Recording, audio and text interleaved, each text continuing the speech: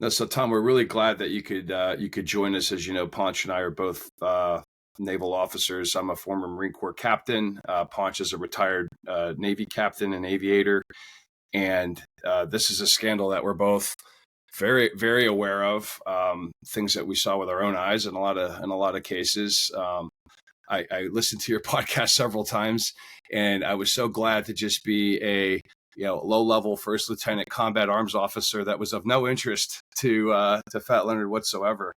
But what our interest is in the discussion is more around the lines of John Boyd's definitions of evil and corruption, which we talk about quite a bit. And what we think is that Boyd gave very clear definitions of those two concepts in such a way that they're attainable, understandable, they're realistic, and it's not a bunch of men in a boardroom twirling their mustaches or a bunch of witches sitting around a pot looking to boil puppies or anything like that. That evil and corruption are real. And in the course of this case, as you've investigated, there were a lot of different stories about signals, maybe weak signals at first, that were potentially cluing people off. And as it relates to us and what we do professionally, we're constantly helping organizations identify these sorts of things so that they don't fall in the same type of trap. And we think that Fat Leonard's case and story has a lot of broader lessons for not just the military, but for really any team in any discipline. Ponch, is there anything that you want to add to that as we dig into this? No, I'm with you. Just you and I got to live some of this late 90s, early 2000s when we were doing our Westpacks and floating around into the Middle East there. So a lot of overlap with the stories and the people that are in Tom's stories.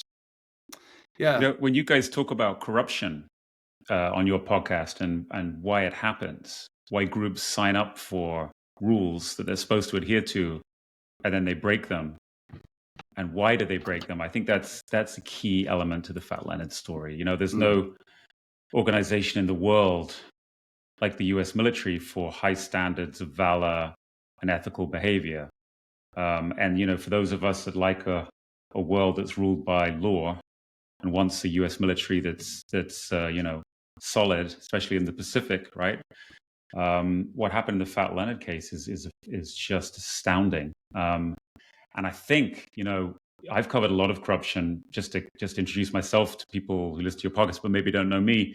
I wrote a book called $1 Billion Whale, co-authored a book called $1 Billion Whale about Joe Low, who's this fraudster who stole $6 billion and made Hollywood movies and corrupted Goldman Sachs and all this kind of stuff. And then, we've got a company called Project Brazen where we do podcasts. And the first podcast we did was Fat Leonard, this story of crazy corruption in the US Navy, where I'm sure most of your listeners do know the story, but just to quickly recap, this contractor, Leonard Francis, who, put food, fuel, and took the feces off of boats, aircraft carriers across the Pacific for decades, ran a scam, which was very simple. It was basically turn the 7th Fleet, main ship into a party boat. When it rolled into ports, organize women, organize Cristal, organize hotel suites, give wives Chanel handbags, give wives, free holidays, that kind of thing. And in return, everyone turned a blind eye to him, overcharging to the tune of tens of millions of dollars. And just to finish the thought about why do people break rules when they sign up to them? Whether it's US Navy officers, high-ranking officers, including, 4-star admirals, or it's Goldman Sachs bankers in the Joe Low 1MDB case. It's often because people say, well, everyone's doing it. And I don't know if you come across that a lot in the work you do, but it's like, well, this guy took this thing. Why shouldn't I take it? And I'm not paid enough. I'm keeping America safe. I'm keeping the free world safe on these boats. I'm away from my family, not paid enough. And I'm going to take these parties. That's, similar thing in banking, Wall Street. Oh, if I didn't take this dodgy deal and make millions, the next bank down the block would do it. And I'm just doing what everyone does.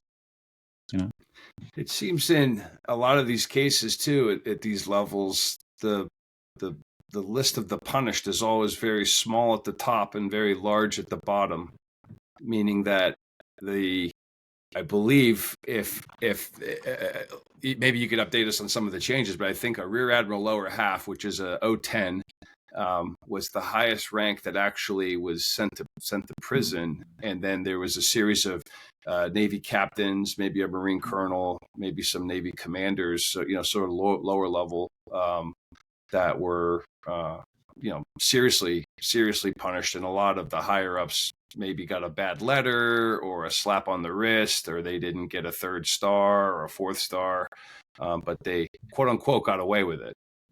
That's exactly right. I think only one admiral went to jail over 1 star, and that was the first admiral to go to jail in the Navy's 200 plus years history, since independence. Yeah, you have this saying in the Navy, don't you? Different spanks for different ranks. And nothing could be truer in the meting out of justice in this case than that aphorism, because, this didn't happen just because of low-level officers enjoying sex and then signing off on, double the amount of fuel that actually was put into the ship that allowed Leonard to make all this extra money. It didn't happen just because of them. They were crucial to it, but this whole scam was allowed to go on for so long because Leonard had top cover from admirals that he had known since when they, you started this podcast by saying you were too junior, but he did actually look for junior guys. He was around since the 90s. He started to build this, and let's not forget, in most scams, there's always a competency, right? Whether it's Jolo in the $1 billion whale scandal or Fat Leonard in this scandal, he was very good at what he did. When September the 11th happened, just before that, when the USS Cole was bombed by Al Qaeda in the harbor at Aden, just before September the 11th, the Navy was very worried about Al Qaeda attacks on ships from the sea when they were at port. Yeah, USS Cole, right? The USS Cole was. Yeah. So Leonard would protect those boats with what he called a ring of steel. He was able to get fenders out to boats in places where other contractors couldn't do it. So he had a competency to him. But the admirals liked that competency. And then the dirty secret is everyone needs a bagman. If you want to go into port in a corrupt country where everyone expects handouts, you can't make them. So Leonard dealt with all of that. But those admirals who also enjoyed, frankly, the prostitutes and the partying and all of that, they weren't sanctioned in the same way that the more junior officers were. Maybe they, like you said, they didn't get their 3rd star or 4th star. There was an admiral who was in line to be chairman of the Joint Chiefs who, was quietly pushed out of the running for that highest office of the U.S. military. But yeah, I mean, there are many admirals involved in the story who are still, they left the Navy, but with honor, So that's how it happened. Well, and we'll bounce around with this and back and forth. I guess you brought some light on one of the sort of paradox of this, is that the fleet in the Pacific with Leonard doing what he was very competent at was actually highly effective, and that's kind of the strange sort of weird thing about this, is that in addition to all these horrible things of corrupting officers and doing getting them to do things that they basically swore an oath not to do, that the effectiveness of the fleet in the Pacific was actually pretty high. And as you say, I think you pointed out earlier in one of the podcasts describing the role of what he actually did. I mean, this goes back to when ships have been going into port for thousands of years. That sort of I don't for lack of a better term, mafia type system of back deals and bargains and things like that make things actually flow smoother. Hey, Mark, I want to build on that mafia point you brought up there. So living in Naples, Italy, things you learn are you pay people to park your car, which they're not actually parking your car. They're just standing behind you and waving you in, and they want a couple euros. So you kind of learn a little bit about the culture, and you pay your landlords. I lived in Casal di Principe, which is heavily run by the Camorra, and we paid everything in cash, right? It was go write a check at the Navy base, take cash, give it to them, and a couple of weeks later, your landlords would show up with a baby that they didn't have a couple of weeks ago, and it came from Russia or something like that. So what I'm trying to do is paint a picture here is that sometimes, and I'm not saying that this is the right way to do business, when you go around the world, not everybody does business the way we do business, right? And sometimes you go to a different culture. You go into port, and you're with the shore patrol, and you see lawyers, and you see people with bags of money, and they're ready to bail out sailors, right? So this is the type of world we live in. You know, when we travel the world, we get exposed to these type of things. And I'm not saying this justifies what happened then, but I just want to build some context in there that here you have these naval officers that some lived in Europe and you know, had spent a couple of years in Naples and maybe went over to the Blue Ridge in Japan and got to experience something like this. So I want to hear your thoughts on that, Tom or Mark. Well, that's exactly right, what both of you have said. I mean, Leonard's big break came. So he was a guy from Malaysia. It's called Fat Leonard, by the way, because he was 400 pounds at some point. I think he lost weight after that. But he was a very charming guy. And, you know, we smuggled him a microphone in jail. We'll get to how he ended up in jail later. But we smuggled him a microphone in home arrest. And he's very charming. If you listen to the Fat Leonard podcast on Project Brazen, which is on Apple or Spotify or wherever, you know, he comes across as someone who can get things done and charm you. And, you know, as you were saying, you know, in certain parts of the world, corruption is the norm, not the, you know, it's just how you get anything done. And the US for years had its own base in Subic Bay in the Philippines, which allowed it to have a sort of permanent outpost in the southern part of the Pacific. And it also, of course, has the base in Yokosuka in Japan. And Subic Bay closed in the 90s due to politics in the Philippines. And the US Navy was looking around for, like, where is it going to go? Where is it going to be able to dock its ships when they're in that more southern part of Asia, not the northern part, you know, where they had the Yokosuka base in Japan. And Leonard solved problems. He created a pier and a place for the US Navy to go to Bali in Indonesia. And that involved paying tons of corruption money that the US Navy never had to pay anything of that corruption money because Leonard just dealt with it all. So, you know, I'm not being holier than thou about this whole thing. You know, we all operate in the real world, and often in the real world, these kinds of things happen. And the US Navy had a reason to want to be in some of these places, right? To project US power, to you know, of course, that whole area was later rife with Abu Sayyaf, which was an Al Qaeda affiliate. So there are all kinds of national security reasons why everybody wants the US in this part of the world. But, you know, that competency that he had and that ability to be the bagman for the US Navy, it started to affect the best practices of the US Navy in Asia, in my view, because people would see that. They would see the bags of cash. They would come to these ports, and there would be women, there would be cars with liquor in the trunk, and he would give the keys to the captain, and he would, like, have the car over the liquor, and then there would be women put on, and parties with Rolexes as door prizes, and this kind of thing. And, you know, it starts to look like you know, a scene in a mafia Scorsese mafia movie, you know, something like that in the end. And the question is, what's a bit of corruption to oil the wheels of something that, you know, we all know happens, and maybe we just sort of don't see it as detrimental to an organization. And at what point does it do what you guys are all so involved in debating, which is, like, actually corrode the organization? In this case, it totally corroded the organization because the whole chain of command of the 7th Fleet was pushed out, right, in the end, either jailed or pushed out if you were an admiral. And so it was devastating for the US military. Yeah, and then there's, again, that paradox of, is the fleet as effective now as it was when? I'd say no, Mark. I mean, Yeah. you look at what's going on globally. We're not, and again, this is my opinion, not you know, government backed view or anything like that. There are dark constraints that Fat Leonard allowed or enabled us to have back then, maybe for security and projection of power and all that stuff. So these dark constraints, sometimes we live in these systems where we have to have those things. And that's what Fat Leonard that's what brought rise to Fat Leonard, in my opinion, is he filled a need, right? A need by our military. Again, I'm not justifying anything here. I'm saying that we do live in a river where scams happen and things happen. It's just how people react to that. I think that's the important thing here is how we react to those things matters, right? And that, honor, courage, and commitment, all those things that we learned in the military and the Navy. How do you, do you speak up in the environment, or like Tom brought up earlier, I'm doing this because everybody else is doing that, right? And that's the world we live in. When we talk about systems, the system we're in drives our behaviors, right?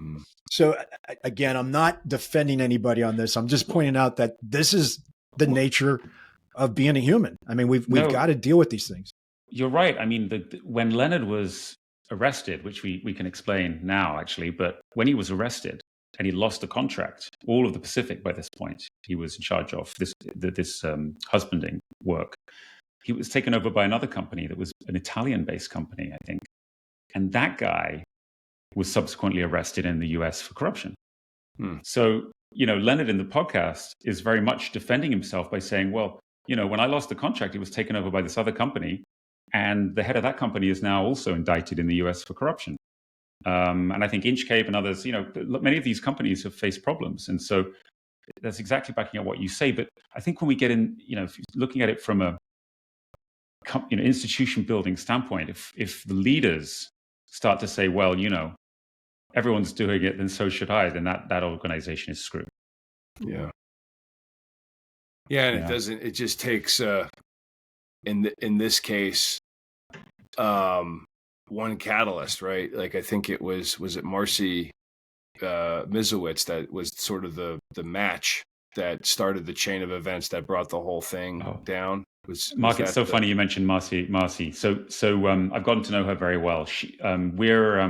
We just got back recently a script from Pete Chiarelli, who's a script writer he's written a bunch of Hollywood movies, including Crazy Rich Asians.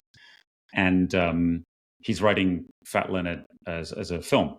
Oh, wow. And, we've all gotten to know Marcy very well. So, there are heroes and heroines in this story because there are people who stand up and say, well, that isn't right.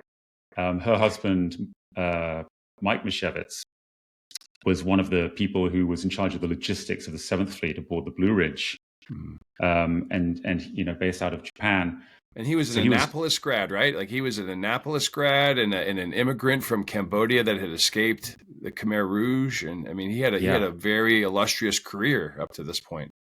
Well, he's a famous story because you're right. He actually fled as a kid the killing fields, a genocide in Cambodia in the 1970s, and then managed to climb his way up, grad Navy Academy, is that right? And then United States Naval Academy. Yeah. Naval Academy, sorry. And then ended up commanding a ship, the USS Mustin, and then becoming, I don't know what his official title was. He was basically head of logistics of the 7th Fleet. So he was crucial to Leonard because he would control where ships would go.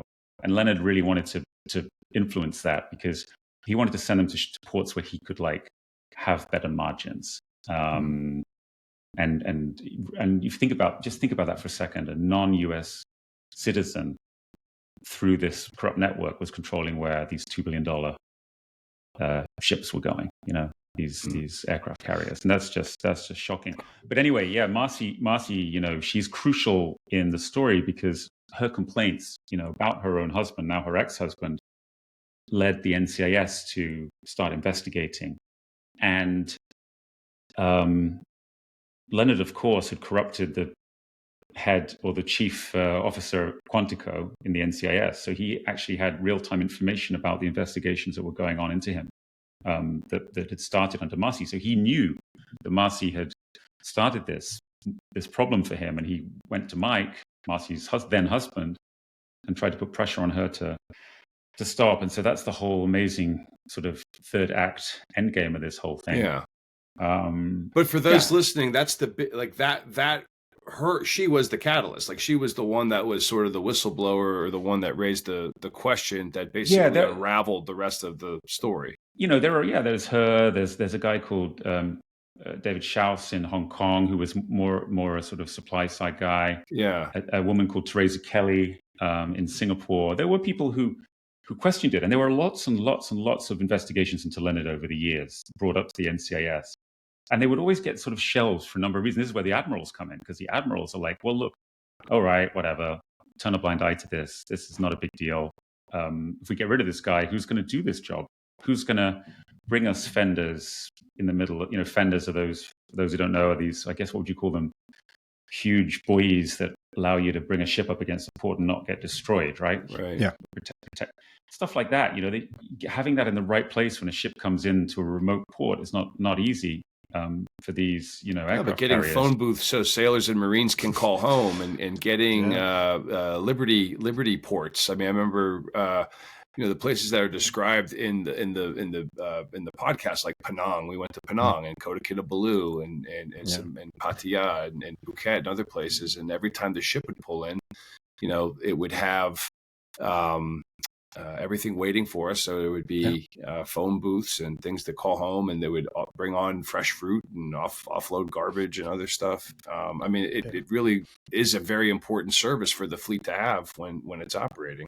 Yeah. So the question is, like, where does, if the admirals wanted him because of competency? So I don't think corruption is ever really like there's an evil genius who wants to sort of be the beneficiary of all this corruption. I mean, it does happen, right? Like in the 1MDB case, the Jolo case, there's a Goldman Sachs banker called Tim Leissner who's pleaded guilty to helping steal $200 million. That's just pure greed, right? The guy was he wanted to be he wanted to act like a billionaire. And so but I think in other cases where corruption flourishes, some of the leaders who were involved, they could justify, they still took corrupt acts perhaps, but they can justify it in their own minds because there's multiple things going on. Maybe they enjoyed a party atop a helipad, with crystal and lobster, and then turned a blind eye to overcharging. Maybe they slept with prostitutes. But also maybe they really believed that this guy was the best guy for operational efficiency for the Navy in these weird places where bribery needed to be paid, and he was the guy who could get things there. So it's a very complex. I think in the minds of those who oiled the wheels of this, it's probably a very complex matter for them. So you don't really start with the cui bono then, the cui bono question, right? Because Boyd would say that corruption would occur when individuals or groups for their own benefit, like somebody would act for their own benefit. They would violate the codes of conduct and standards of behavior they profess or are expected to uphold. And as Ponch and I being former naval officers, I mean, that's very serious. I mean, that's a very serious thing. And as you say, not necessarily, and I think with Boyd's definition, and this is really what we talk about a lot, you don't have to have an evil genius plotter per se. It's the system is created and the system drives behaviors. Yeah. Is that? Yeah, I think that's fascinating. I think that's exactly what happened. And in this case, you could say the system drives the behaviors in two ways. One is this thing, like this idea that this is a difficult job we're doing, and okay, this guy cuts corners, but we've got to get it done, right? So that's one thing. And anyone who stands up and tries to say, look, this is wrong, can be batted down as being like an ingenue, or you're just like naive, you just join, you just turn up in Asia, you don't understand Asia, this kind of thing, right? And that's happened. I've been in Asia for 30 years, and that always happened in business too, right? Like, oh, you're so naive, you don't really understand how things get done here. And then, the other one that's a bit more nefarious is, well, everybody's doing it. It's always been like this. Why shouldn't we enjoy these,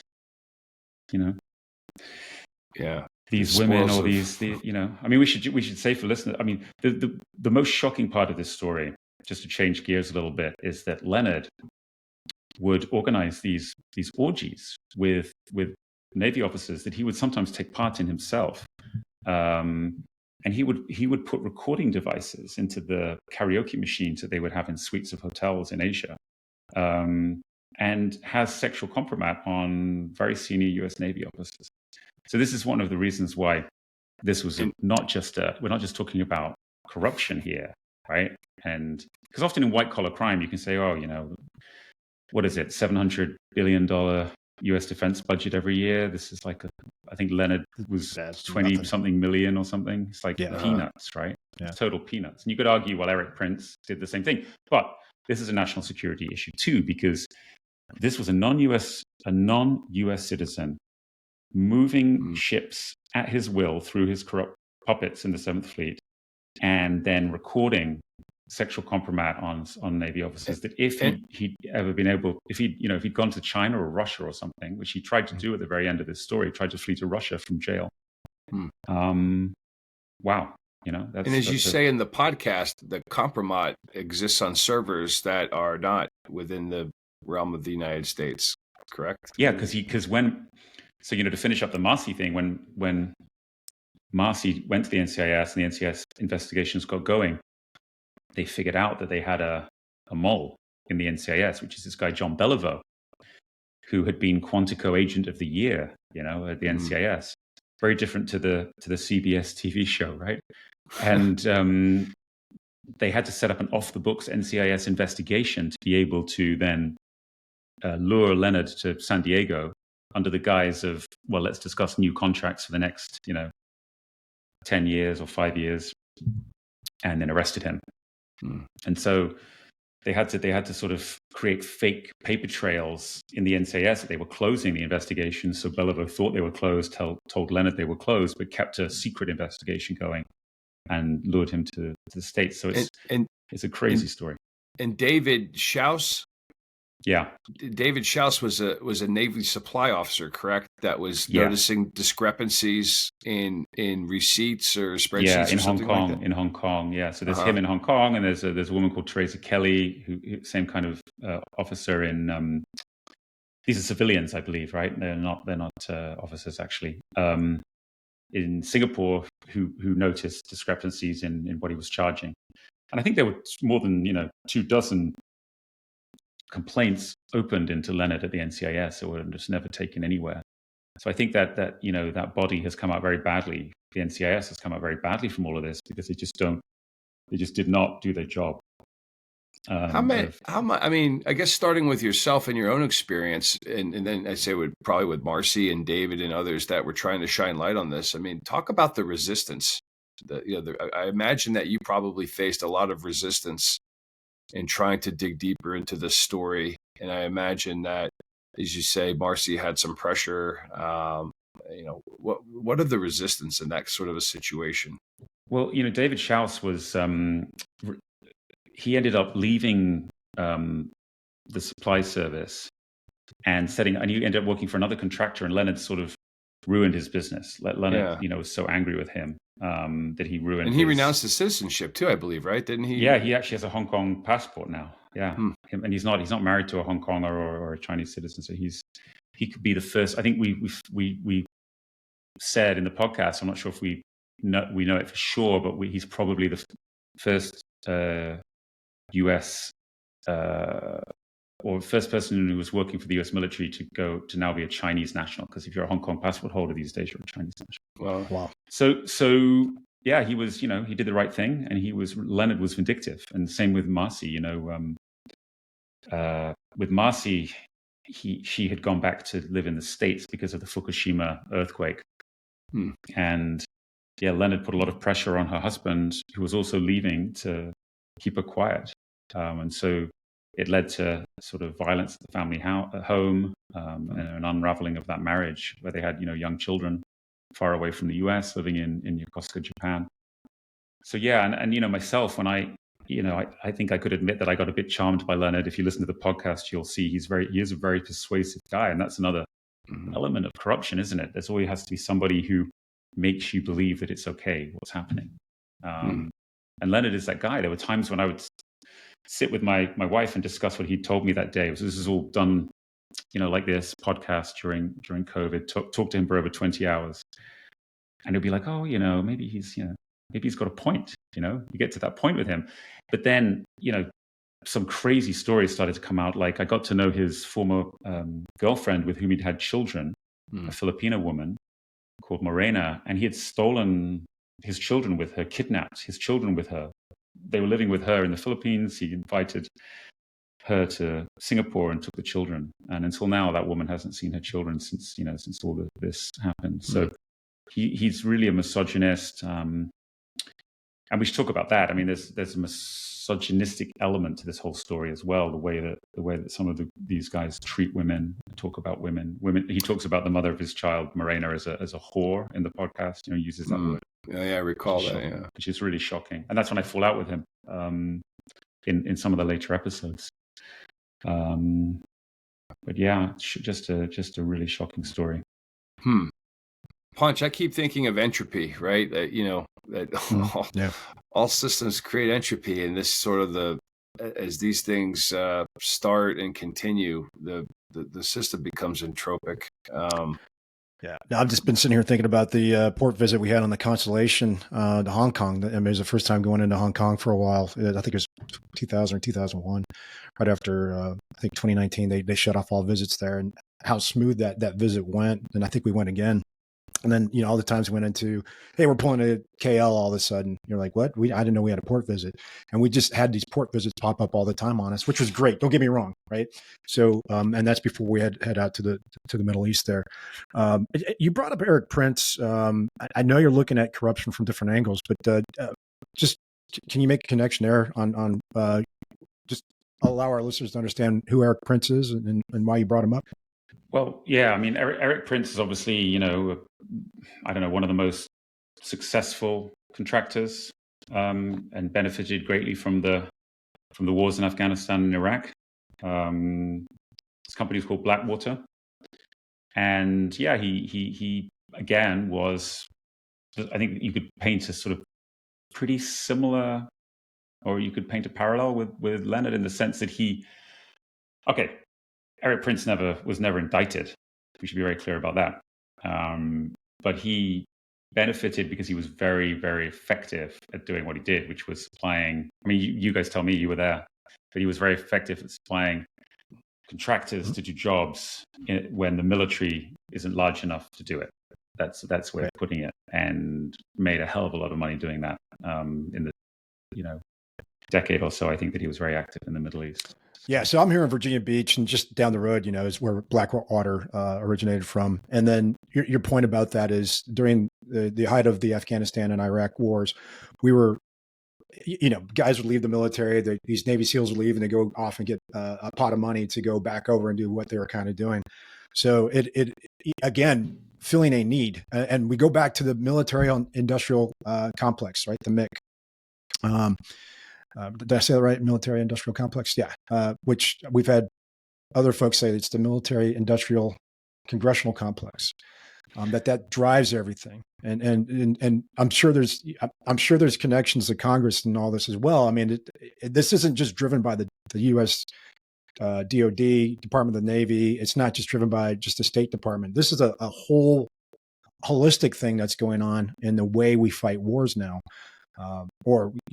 I'll say that, how we fight wars now and how we've done it in the past. There's a reason you should buy Raytheon stock right now, right?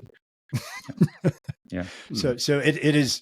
I mean, the level of corruption is so widespread at the moment that Mark and I, when we started this podcast, that was one of our big fears is, hey, we're going to let people know that this is happening at scale, but we're going to build it around John Boyd's OODA loop, and create a way for people to understand how to think through things and to get them, provide exposure to different points of view, which is important because you can't change the system from within.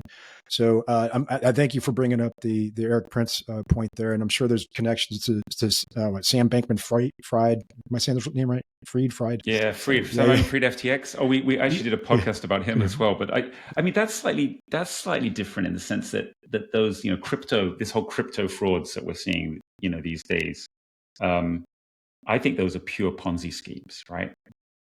Like Sam Bankman-Fried and other of these crypto companies.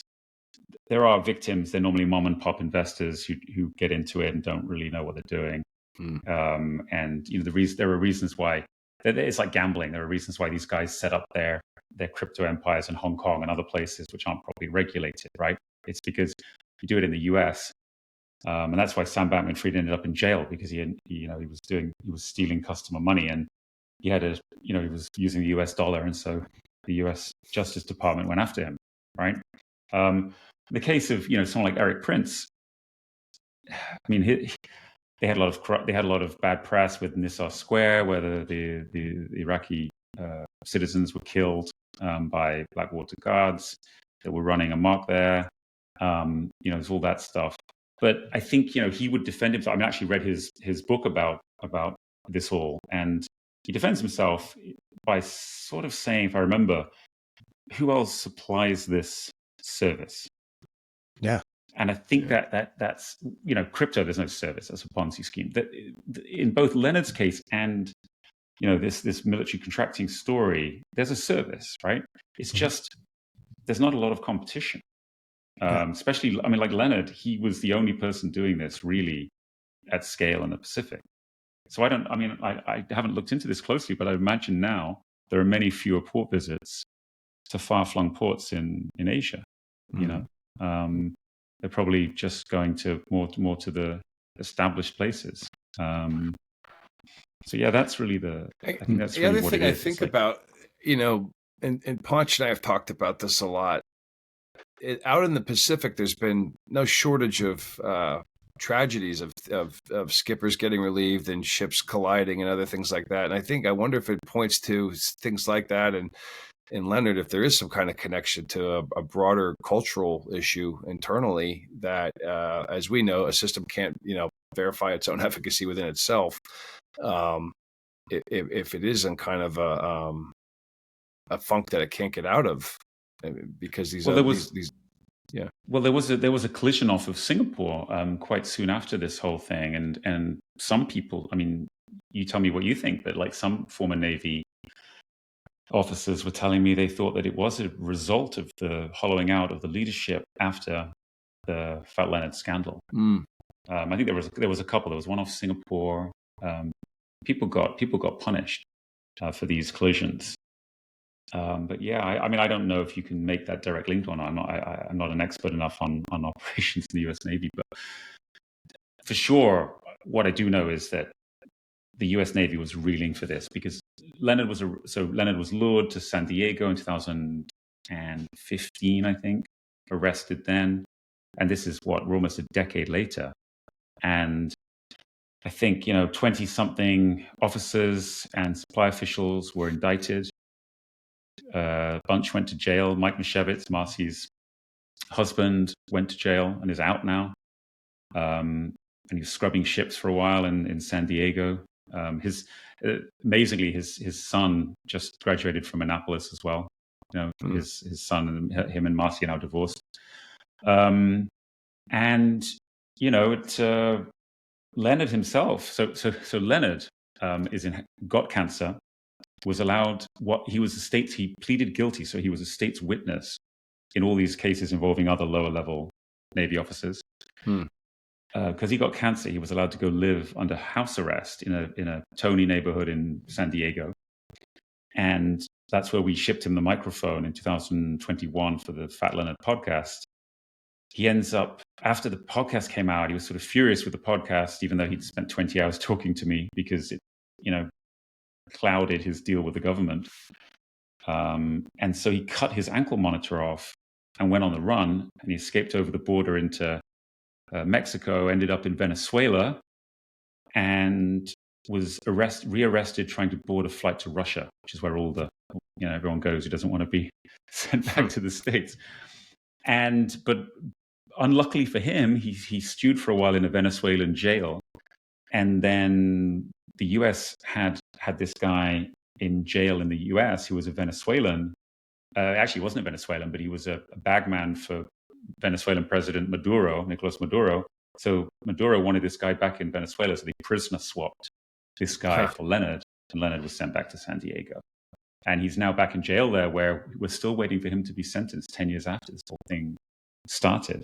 So yeah, it's just, and then a lot of those Navy officers that went to jail in the past 10 years, many of them have had their convictions vacated, I think, because of prosecutorial misconduct and these kinds of things. So it's been a massive mess for the Department of Justice. It's been very embarrassing for the Navy because some went to jail, others, like we said, were just quietly pensioned off, sent into retirement, didn't get their 4-star or 3-star or whatever. It seemed like Beliveau from the NCIS got the harshest sentence. Yeah, he got 12 years, if I'm not mistaken. 12 years. Yeah, whereas I think, somebody like Mike Misiewicz got a few years and is out. Yeah, Beliveau is still in jail. Uh-huh. Beliveau was going into the NCIS investigative, I think it was called KNet or something like this. It's like a system for downloading investigative documents and leaking them to Leonard. So, I mean, this was really like treacherous, treasonous stuff. And he was caught on wiretap or phone tap saying things like, you treat your hookers better than you treat me, asking for cash, all this kind of like totally crazy stuff. And let's underline, this guy was Quantico, Officer of the Year at NCIS. Huh. So that's how that's the institutional problem we've got. The other thing that puzzled me, and this is at the limit of my own research, I couldn't find one person that was dishonorably discharged. So in the U.S. military, if you're dishonorably discharged, that is that's about as bad as it can get. It's a boulder you're going to carry on your shoulder till your death, a stigma. And I don't think I saw, and I Googled and searched and looked for this, that I didn't seem like one person was dishonorably discharged, which is ironic because as a former officer that would have young Marines, do things out in town, worthy of being dishonorably discharged, they certainly pale in comparison to some of the things that I would hear that these officers did, which is a puzzle to me. So. Yeah. Well, different ranks, right? I'm sure Ponch could think of things that on your deployments that sailors would do and be dishonorably discharged that certainly didn't threaten the national security of the United States. Yeah. Hey, Mark, I'm just curious if what kind of protection you have if you're dishonorably discharged. Does the UCMJ still apply to you? I don't know. Do you know? I think once depending on the gravity of your sentence, right? So, yeah. I mean, there's guys that are put in Leavenworth for life. There's guys that are, I'm thinking of one, was writing bad checks, Yeah, but maybe there's a reason for that. And I don't know. It may be because if you get discharged, then I can't come back and charge you with something you've done. I don't know. There may be a reason for it. Well, I know if I remember if a Marine would get dishonorably discharged and go back to town, I mean, the first thing on a job application at McDonald's, were you a veteran? If not, were you dishonorably discharged? I mean, that's on every job application. Yeah. Yeah. And I think the guys that got kicked out of the military for not taking the vaccine I don't know if they got dishonorably or other. Well, I mean, the way this happened was that the Department of Justice took what was, I mean, I don't think it was ever stated like this, but this is how I observed it. This was either dealt with by the Department of Justice or by the Navy under the what is it? UCMJ. Right. Yeah, exactly. Yeah. Which is the military courts. Mm-hmm. Yeah. And the lower level guys got dealt with by the Department of Justice. Yeah. And the higher level guy, this is broadly speaking, it's not exactly true. There were some lower level guys on both, but the higher level guys got dealt with by the Navy. And, they were given, not dishonorably discharged, they were given letters of censure, I think they were called. Mm-hmm. I think that's right. And basically written a letter saying, your behavior has shone a poor light on the Navy, but then they retired, but they still retired with benefits and with the same number of stars if they were admirals or whatever it is, and that allowed a lot of them to go on to then be advisors, major defense companies, or you referred to Raytheon earlier, or congressional play roles in the Republican Party and in think tanks or whatever it is. Mm-hmm. So really no punishment at all. Yeah, I'm not going to say the name on here, but there was an aviator that was brought up on charges for this, and I knew him here in Virginia Beach. I think I ran into him again in Europe over the years, and this before 2012 when I knew him. But I understand that I don't think he was. I think he got like 60 days or 600 days, $30,000 fine.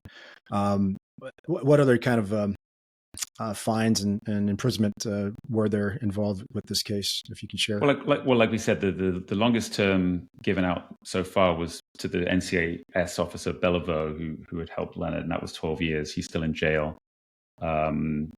And then people like Mike Mashevitz got fairly long terms. There was a number of other. So the case that was going on last year of, I think, maybe 7 or 8 officers, those were the guys who were in sort of command of the 7th Fleet. Those ended up getting mainly thrown out because of prosecutorial missteps. And, there's, I think the terms have all ranged to a few years. I think most of the people are out of the 20 plus people who were sentenced. I think most of those people are out and were more junior. There were some supply officials in Singapore who some pleaded guilty. And I think a lot of those guys who pleaded guilty and did jail time and got out are really angry because they then look at these other cases that have been vacated or the admirals who didn't do time. And so they just feel like they were really scapegoated.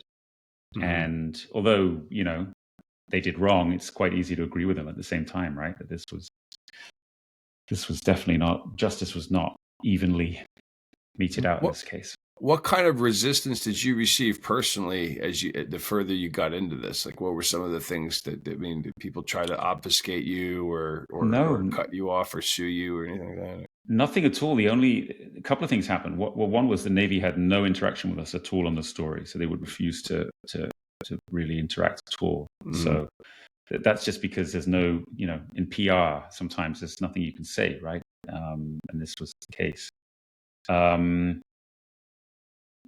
When the podcast came out, Leonard was still this witness before he went on the run. So he was still in jail, and he was going to the courthouse in San Diego to take part in this trial of these other Navy officers. It was still ongoing at the time.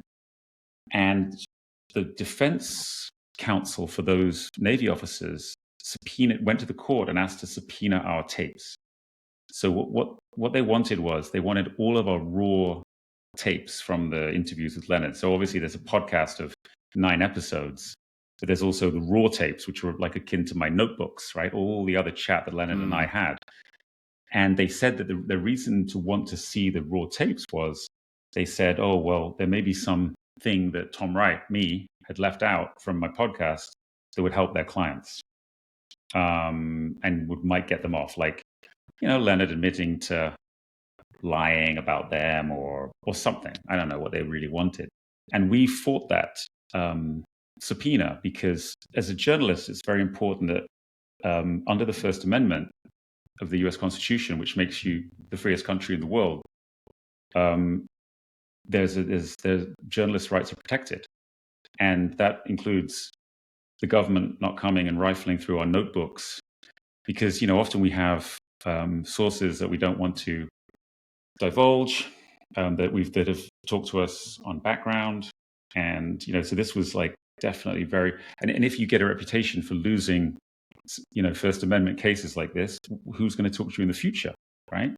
Because, you might talk to me, Ponch, and then I put your name in a notebook, but I don't show it to anyone, but then the government subpoenas it. And so we fought it, but we lost. So we were ordered by the judge, who totally mishandled this case in many ways. Which courts did you fight that in, Tom? Which was it? U.S. courts? That was a court in San Diego, federal court. Okay. Thank you. So it was a judge in that court who had ordered us to hand over the notebooks. And so the way that we did send them and it was actually our partner in the US who was subpoenaed because it had to be a US entity. And we said, okay, we'll adhere to this because we have to, otherwise we're going to be in a world of a mess. But we'll also make we'll put out the transcripts of all of these interviews for the public because, that way we're complying, but we're also sort of like trying to stick as close as we can to our own ethics. So, I know journalists get a bad rap these days, especially in the States, and there's like culture wars, but you do need a free press, and it needs to be protected by the government. Yeah. Otherwise, it can't really do its job, So the judge made a huge. And her ruling was that the Navy officers' right to a free trial, to a fair trial, trumped our First Amendment protections as journalists. But that was just a very poor ruling in my view, because there was like, why would I have left out anything? Leonard saying something like that for my podcast. That's the whole point. Journalists are going to put that in, right? If he'd said something like, that was going to help their case, it would be in our podcast. What, as an outsider looking inside the system, what was the most shocking thing that you uncovered? I mean, I guess there's so many examples in this case, but what were the things that really just took you for a loop that you couldn't believe that truth was stranger than fiction? Oh, I mean, can we talk about bawdy things on this podcast? I mean, like the thing that is truly shocking, you can edit it out or bleep it out if you want, but the thing that's truly shocking is when the Seventh Fleet pull into the port in Manila, and they go to they take a suite in the Manila Hotel, which is where General Douglas MacArthur had lived during the Second World War. Hero of the Second World War, and he'd lived there in the early parts of the war, I think. And General Douglas MacArthur famously smoked a corncob pipe. Oh, yeah. And there was I think this room was a replica anyway. I'm not sure it was the exact room that he'd lived in, because I think some things had gotten destroyed in the war. But they bring back, these are very senior Navy officers with Leonard. They bring back prostitutes to this room, and they smash the case that the replica of MacArthur's corncob pipe is in, and then proceed to use it as a dildo on the women, like in front of each other. And just the sort of the image of that, and what it says about how they conceived a hero of the U.S. military and their own roles, and what they were doing on the flagship of the Seventh Fleet, the U.S.'s major fleet in the Pacific, is just shocking. And I just think they'd lost their way. And well, I guess a follow-up to then, as an outsider looking in, did you feel that the things that you learned and encountered, do you think that those things were isolated, or do you think that represented a broader, more pervasive culture that's elsewhere around, not just isolated to the Fat Leonard incident? Well, there's, I've talked to very senior Navy people, off the record, who say, look, you got it wrong, or like, you didn't get it wrong, but this is a few bad eggs. That was the way of describing what happened. And I, again, I'm not an expert. I haven't spent my whole career on the U.S. Navy. I spent a lot of time on this story, and I can't subscribe to that point of view, at least in this frame of, do I think everybody in the U.S. military is bad? No, I think the preponderance of people would be good. And I think, like most institutions, it's not that everybody's bad. And I think some people who were bad in this case, it just happened. Like Mike Misiewicz is a good example. It's like he was this Cambodian immigrant, like we were talking about. He got this command of a ship, and he has human failings and human reasons for doing what he did. He was insecure. He wasn't from the normal, waspish background that would end up commanding a ship, maybe. And so Leonard was going to help him make a big success of his career. This is all going to be in our film that we're making, right? So, you can understand it, but it doesn't mean that it was just a few bad eggs. It was widespread. I understand it. I mean, I totally can see how, like I said, I know some of the folks that were involved. I could see how their personalities, their backgrounds, how they gravitated toward this type of behavior. And again, it's context that matters, right? There's a war, and again, I'm not justifying this. It's just the whole thing here is corruption happens from within systems, right? And that's what we got to be aware of and do something about, and listen to those weak signals and those outliers that are saying, hey, this isn't right. We can't squash them. And it's going back to your First Amendment point there is the moment we squash the flow of information, we're done. It's over, right?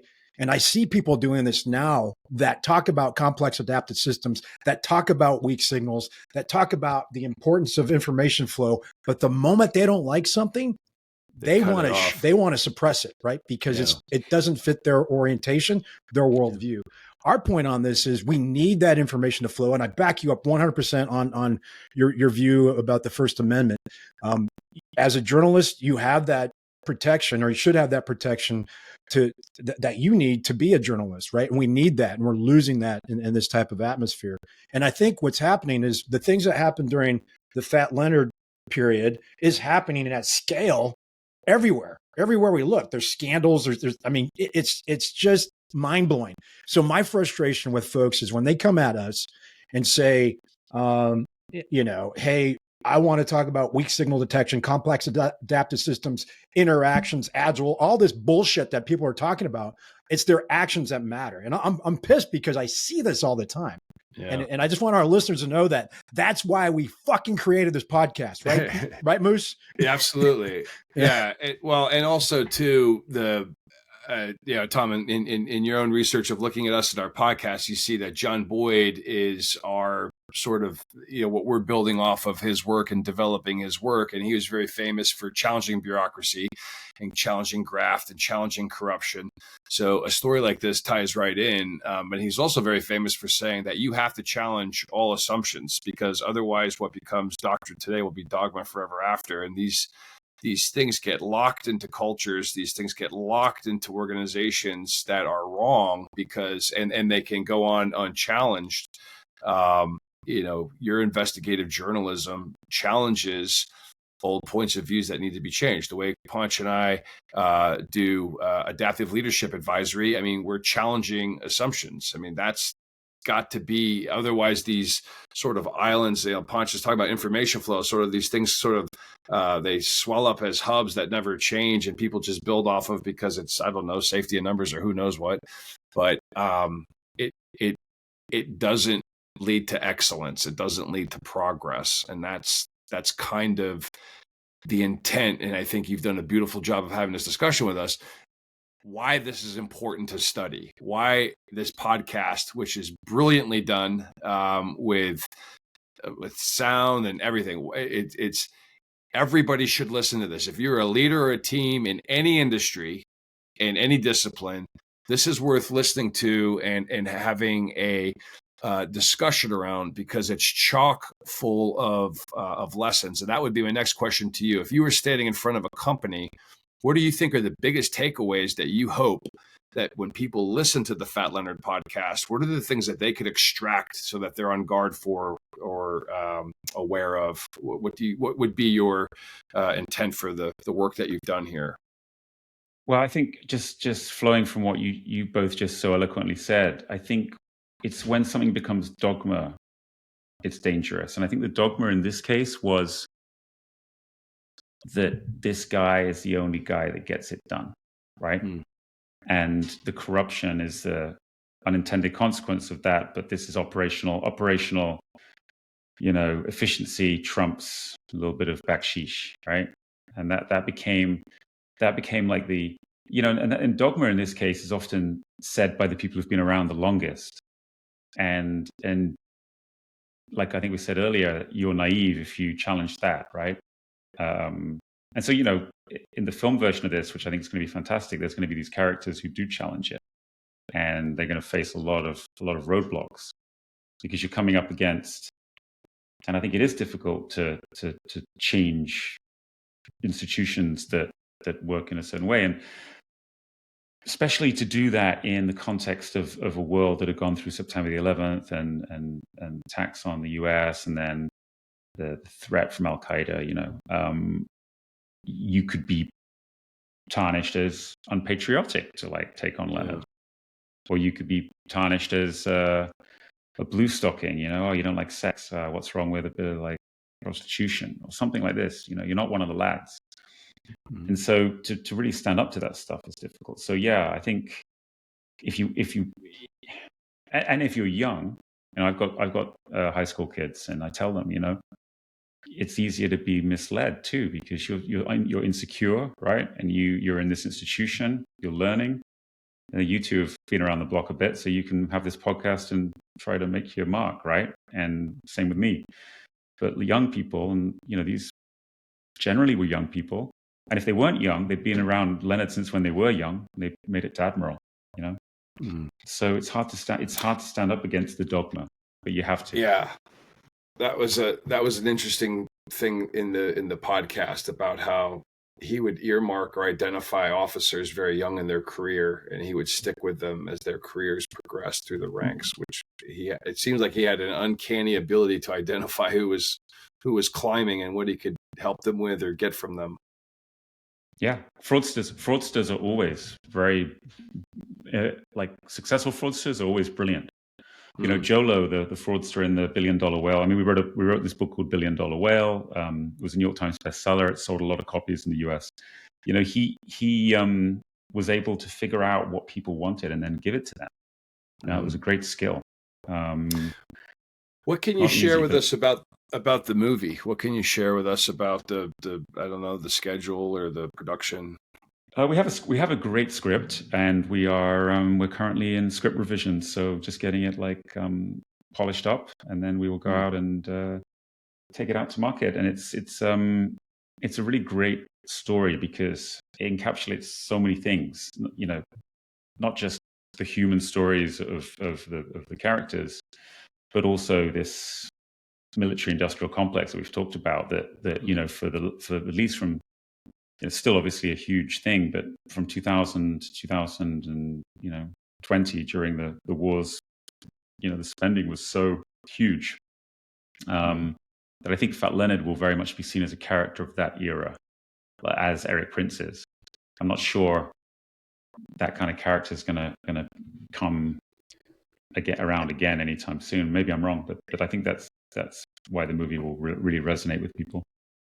Yeah, I think that emergent property is key. Fat Leonard emerged out of that system we created. Same with Eric Prince and others. And I haven't read your book on the $1 Billion Whale yet, but I imagine the same thing.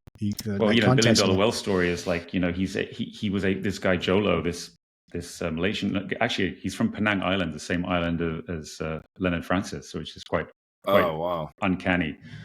But you know, this guy from Malaysia is able to tap into the world of sovereign wealth, which are these huge pots of money that governments run. He managed to persuade the Prime Minister of Malaysia to set up one, and they just stole billions of dollars from it. And, you know, Goldman Sachs, which was coming off the back of the Big Short, you know, the global housing crisis, the US housing crisis, in which it had done bad things, does another bad thing, which is, it makes, you know, huge profits dealing with this corrupt guy. And like I said, that this partner, Tim Leissner, who was a Goldman partner, he's pleaded guilty to helping steal $200 million. He's still also not been sentenced. It takes a long time for these white collar crimes. These things happen. These stories happened, 15 years ago now. Both Fat Leonard's a decade ago. The $1 Billion Whale story is 15 years ago. And Jolo, the fraudster himself, still on the run. He's hiding out in China. And so, yeah, you don't get closure on these stories for a long time. Yeah, lots of lawyers. Are there any other projects that you're working on now or looking into? Oh yeah, we've got. So we did a podcast called Crypto Kingpins about Sam Bankman-Fried with Universal. That came out last year, and we're adapting that. That's a great story. We actually got to know this guy Changpeng Zhao, who was a Chinese crypto guy who was Sam Bankman-Fried's mentor, and then Sam Bankman-Fried turns on him and he helps to bring him down. So that's a great two-hander. And then, yeah, we've got many. We've got a show called Crinner and the King, which is about the Spanish royal family and the way that the king uses the intelligence services of Spain against his lover. You know, I think in all institutions with power and money. The current king or the the king who abdicated and is now living in the UAE. Oh, I didn't know that. Yeah, Carlos and we sort of, we specialize. My company, Project Brazen, that I founded with Bradley Hope, with whom I wrote $1 Billion Whale. We specialize in this kind of truth is stranger than fiction stories that we make as podcasts or books or magazine articles, and then the next step is to develop a TV show or a film off of that. Oh, well, we're going to have you back on to talk about those for sure. I wanted to maybe finish with Ponch's point about Fat Leonard was emergent, and I think that's a critical thing to understand about when systems are created and systems are perpetuated. Jolo, Fat Leonard, Nick Leeson, go down the list, right? These guys don't grow up. They don't just fall out of the tree, or they don't just come up out of hell and then just appear and out of nowhere. They're tapping into things that are already in existence that could flourish inside of a system. All those sort of nodes and networks and things are there already built for them to do what they do. It's not some happy, mysterious accident that these guys just appear out of nowhere. 100%. I mean, Jolo, he could have been a very successful Wall Street banker, right? But he was just wanted to do it supercharged. Leonard, could have continued to make money just being a contractor for the U.S. Navy within the bounds of just good money, right? But all of these things, they tap into a system. They see, they learn, they get experience in that system. They see there's no real limits to what they can do, and it snowballs, and it brings more and more people into it. And the end is a big clusterfuck. Well, yeah, I mean, yeah. Go ahead, Punch. Yeah, I'm just thinking if you could give us an outside perspective of what's going on in the world right now. You're sitting outside the U.S. Just what's it look like from your angle? And I'm talking about what's going on in what's today, October 6th or 7th, and what's coming up in the next 30, 40, 50, 60 days. What's your perspective? And it's a broad question. I just want to get some thoughts from you. Well, I'm very much involved in the projects that we're developing at Brazen, to be honest. So my journalistic side is still, I still read the news. But I'm not, I think the relationship, this is why Fat Leonard was the first show that we decided to make it. It's consequential. The stakes are very high because the relationship with China and the US is one of the most important. There's obviously the war in Ukraine and Russia, but Russia's, a much lesser power than China. So, you've got the US elections, of course, which are hugely consequential, which I'm no expert on, but I'm keenly watching from overseas. But then the US relationship with China is crucial. And this whole idea of whether, there's this Thucydides trap or not. Is it possible for one country to rise without it being leading to a war with the incumbent superpower, the US in this case? So I think that's like a hugely consequential story. And, the optimistic scenario is that trade is so intertwined between China and the US that this will act as a dampener on things. But I don't know. And it seems that Xi Jinping has sort of pulled back a little bit. Some of the dangerous rhetoric, the South China Sea stuff. But I don't know. That's certainly something that personally, I used to live in Hong Kong. And I moved to Singapore with my family because of the crackdown in Hong Kong that happened a couple of years ago. The national security law. My house had been bugged in Hong Kong by the Chinese government at the request of Zhou Lo. We actually got documents, so we knew about this.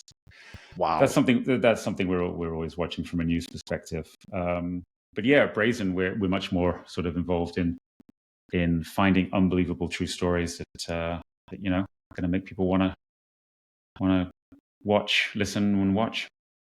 Well, I highly recommend them. They are worth the time. They are insightful, entertaining, not in a diversionary way, but entertaining in how informative they are, and they're tremendous discussion topics.